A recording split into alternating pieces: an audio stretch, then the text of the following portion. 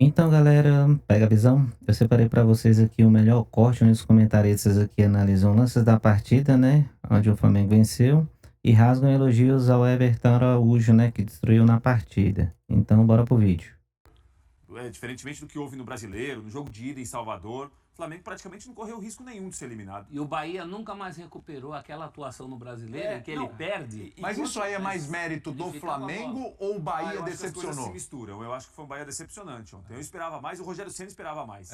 Né, em relação às chances criadas, à produção do time, a incomodar o Flamengo. O Bahia incomodou muito no Brasileiro, incomodou muito na Fonte Nova, poderia ter inclusive ter vencido o jogo na Fonte Nova, ou pelo menos ter empatado o jogo para chegar no Rio com um duelo mais igual. Ontem foi um Bahia decepcionante. Não, você não Praticamente pode. não conseguiu criar nada, foi totalmente anulado pelo Flamengo. A água do Bahia ontem, viu, prof? Ficou muito morna. Então. E água morna no mata-mata não vira nada. E É. tem mérito do Flamengo, que defendeu-se muito bem, com a bola foi um time muito mais incisivo para jogar do que foi na Fonte Nova, por exemplo, que viveu do gol do Bruno Henrique e quase não criou outra chance mais clara para ter feito o gol. Ontem não, a gente olhando o jogo, tirando a chance do Everaldo no começo, em um momento a gente observando o jogo falava o seguinte: não, o Bahia pode aprontar, hein? Bahia pode eliminar o Flamengo, hein? Eu esperava mais do Bahia. Sim. Esperava muito mais do Bahia.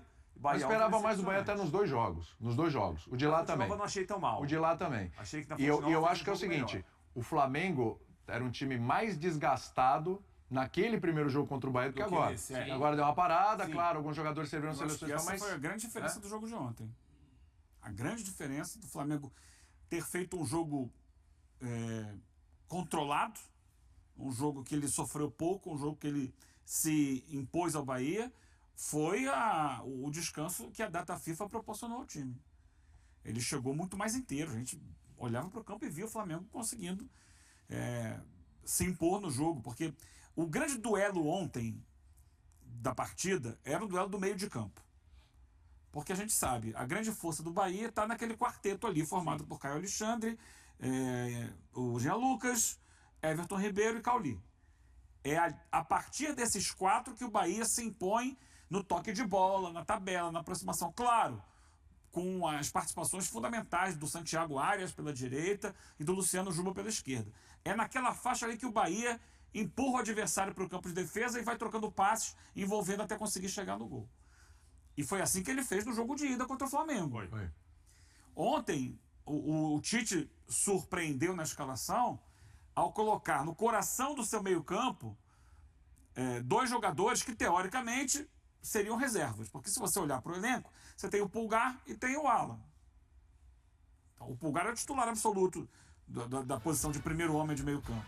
E ele vai com o Léo Ortiz, que vem jogando assim, e com esse menino aí, Everton Araújo. Saiu aplaudido. Fez um bom jogo. Foram 5 bolas recuperadas pelo Everton Araújo, segundo no time. Quem mais recuperou foi o Ayrton Lucas. 10 bolas recuperadas pelo Ayrton Lucas, disparado o melhor do time. Mas o segundo, o Everton Araújo. Olha só, ele teve 97,3. Ele tentou 37 passes, acertou 36. Para um menino que pela primeira vez foi titular do time principal do Flamengo num jogo decisivo de mata-mata contra o Bahia. Destaque que a gente estava falando ontem. E não é só passezinho de lado, né? Toca aqui, aquele me engana que eu gosto. É claro que tem. Tudo bem, porque faz parte do jogo, todos têm. Mas não é só isso. Quando precisou fazer o passe mais progressivo, mais pra frente, também o fez. E eu acho que esses dois deram um gás ao meio de campo. Ele, associado ao Léo Ortiz. Lembrar que o Gerson, quando joga pela direita, não deixa de ser um jogador de meio campo. Sim. Então na recomposição ele vai muito bem. O Luiz Araújo também ajuda muito na... O Gerson, a regularidade do Gerson, que é impressionante, né? Do período da Copa América pra frente, um pouquinho antes da Copa América pra frente, né? Mas o Léo Ortiz, esse achado do Léo Ortiz de volante, sim, é realmente impressionante. Ó, são 16 jogos, com 2 assistências, ele é o terceiro, chances criadas 15, ele é o terceiro, aéreos vencidos 24, ele é o primeiro, e em desarmes 27, ele é o quarto. Ele é o quarto, tá? É o ranking do time nessas partidas. Primeiro jogo nessa função foi a vitória sobre o Grêmio por 2-1 lá em junho. Ou seja, tá perguntando ali se é a grande sacada do Tite? Acho que sim, hein? Claro que é Acho que é a grande sacada do Tite nesse time do Flamengo. Recuperou jogadores e tal desde que chegou. Mas essa sacada do Léo Ortiz é maravilhosa, porque ele, além de volar, ele sabe sair jogando. O gol passa por ele. E ele começa é um jogador, com ele. né, William? Que na zaga pro choque, pro corpo a corpo, ele tinha algumas dificuldades. Sim. Ele sempre foi muito bom com a bola para sair jogando, porque tem um passe muito bom, joga de cabeça erguida o tempo todo. Mas ele nunca foi um jogador de muito choque. Então, contra atacantes, por exemplo, que usam muito o corpo, Caleri, Hulk, ele tinha alguma dificuldade. Sim. Né? Porque ele não é um jogador muito forte, um jogador... É diferente do Fabrício Bruno, por exemplo, que já no corpo a corpo, no choque, vai melhor. Ao ser colocado um pouco mais à frente pelo Tite, até numa necessidade, o Tite encontrou um jogador que, para saída de bola, para encontrar esse passe, para jogar de camisa 5 ou de 8 às vezes, tem feito jogos muito bons. Comparado ao Alan, então, que tem sido para mim uma nota baixa. Exatamente. Não, o Alan ainda não aconteceu no Flamengo. Não sei se vai acontecer. Não aconteceu ainda. E digo uma coisa pra você, o Pulgar é muito bom jogador. Também acho. Ontem começou no banco porque tinha voltado da data FIFA e depois acabou entrando no jogo no segundo tempo.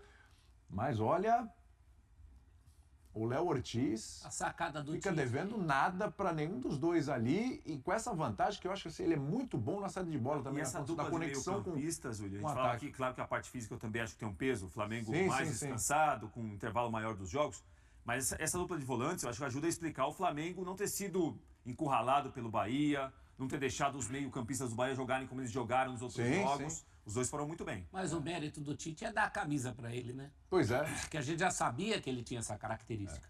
Quando ele chega, a gente falava que ele era um zagueiro com características de volante. Eu disse, professor, que ele seria o camisa 10 da zaga. É isso. Lembra? Né? Então o Tite, que às vezes é teimoso, mas também tem uma frase dele que cabe disso, que o campo fala. Sim. O campo já falava Tá antes gritando. que o Léo Ortiz tinha características de sair jogando, de jogar um pouco mais avançado.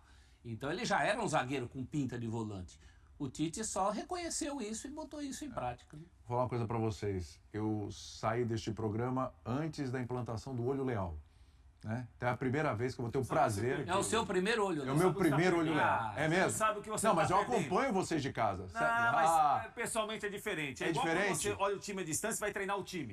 É No que dia a nem dia é ver uma o jogo coisa. na TV e ver o jogo no Exatamente. estádio. Esse Então tá se tá bom. movimentando. Então vamos E lá. ter o Fernando Diniz como técnico também. As pessoas falam que tem essa diferença. É. Quando ele é o técnico do seu time, você enxerga E de um qual é a jeito. diferença? Gostam mais as pessoas que não são do time dele. Como tá. eu, Entendi. por exemplo. Sempre gostei de Fernando Diniz. Olho Leal, vamos lá. Ai, William, você é uma figura. Olha aqui, o Flamengo no primeiro tempo conseguiu se impor fisicamente, ganhou mais duelos, recuperou mais bolas e com isso inibiu as ações do meio-campo do Bahia, jogando ele, Flamengo, mais no campo de ataque. 34% das ações do jogo foram no terço ofensivo do Flamengo no primeiro tempo, contra 17% do Bahia. No segundo tempo ele mudou um pouco a estratégia. Ele baixou a sua linha de marcação e passou a atuar na transição em velocidade. E para isso foi importante que tivesse um meio-campo de muita marcação. Mas também soube sair jogando desde o goleiro com qualidade. E para isso, fundamental também o Léo Ortiz, citado agora há pouco, que eu apelidei lá atrás, quando ele chegou de o camisa 10 da zaga. Esse é mesmo. Mas jogando no meio de campo, ele pode ser um camisa 10, porque já tem mostrado, desde que o Tite começou a usá-lo na função, que ele tem a qualidade de pifar os atacantes. Isso. O Prates gosta muito Gosto desse de termo. pifar os Muito atacantes. de pifar. Muito bom. Tem muita coisa que tá pifando, mas às vezes não é o atacante. Que o futebol fica meio pifado para baixo, mas não é o caso, é diferente. E é fundamental você hoje, cada vez mais, ter qualidade nos jogadores que vão fazer essa saída de bola desde a defesa. Zagueiros e volantes, porque a bola está no pé deles. A maior parte do tempo são os jogadores que mais tocam na bola, são os zagueiros, Sim. em geral.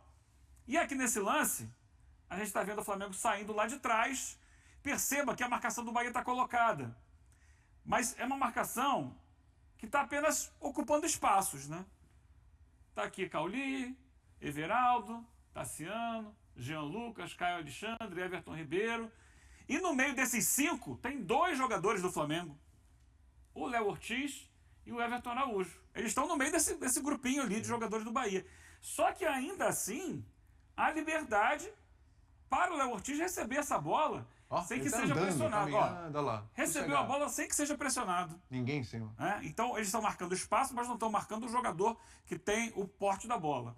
E aí, com isso, ele consegue pensar, levantar a cabeça e olhar, vou dar essa bola, o que ele pensou inicialmente. O passe era para o Arrascaeta, para depois o Arrascaeta fazer essa bola chegar no Bruno Henrique. Né? É a transição do volante para o meia, do meia para o atacante. Só que esse passe é interceptado.